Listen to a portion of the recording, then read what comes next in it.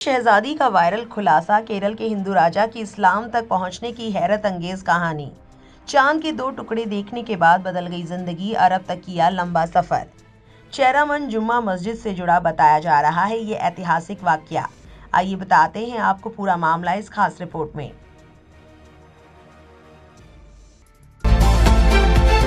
You are watching Delhi News. की शहजादी ने हाल ही में सोशल मीडिया पर एक बेहद खूबसूरत, दिल को छू लेने वाला और इबरत से भरपूर वाकया शेयर किया, जिसे पढ़कर लोग गहराई से मुतासिर हो रहे हैं। ये वाकया हिंदुस्तान के सूबे केरल के एक मशहूर और आदिल बादशाह चेरामन पेरुमल से मुतल्लिक बताया जाता है। रिवायत के मुताबिक वो चेरा सल्तनत के एक इंसाफ पसंद, दानिशमंद और अपनी रियाया का ख्याल रखने वाले हुक्मरान थे। उनकी शख्सियत में तहम्मुल, हिकमत और सच्चाई की तलाश का जज्बा साफ नजर आता था। एक रात का वाकया है, वो अपने महल की बालकनी में तन्हा खड़े आसमान की तरफ देख रहे थे।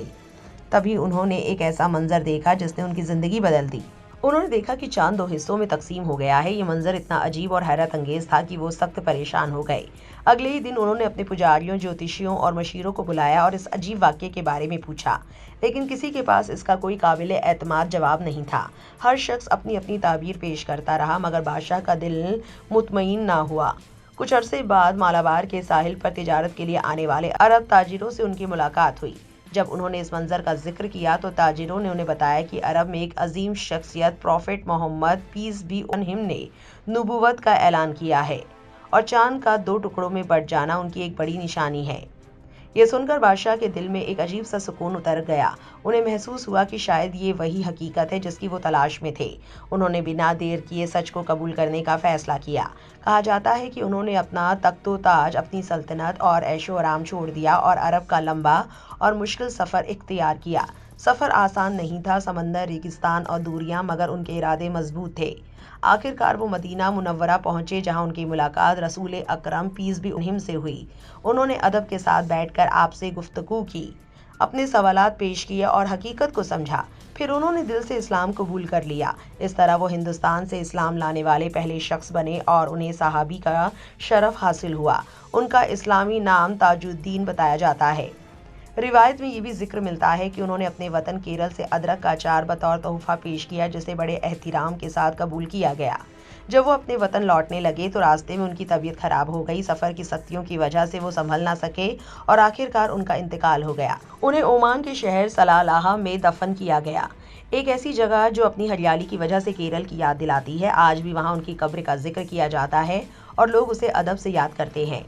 इस वाक़ये को शेयर करते हुए शहजादी ने यह पैगाम दिया कि इस्लाम हिंदुस्तान में तलवार, जंग या ज़बरदस्ती से नहीं, बल्कि सच्चाई की तलाश, दिल की गवाही और हक़ को पहचानने से दाखिल हुआ। ये कहानी सिर्फ एक बादशाह की नहीं, बल्कि एक ऐसे इंसान की है जिसने एक निशानी देखी, उस पर गौर किया, सच्चाई को पहचाना और फिर पूरी ज़िंदगी बदल दी। ये वाक़या हमें ये सबक देता है कि हिदायत का आगाज़ दिल से होता है और जब दिल सच्चाई को कबूल कर ले तो रास्ते खुद ब खुद आसान होते चले जाते हैं।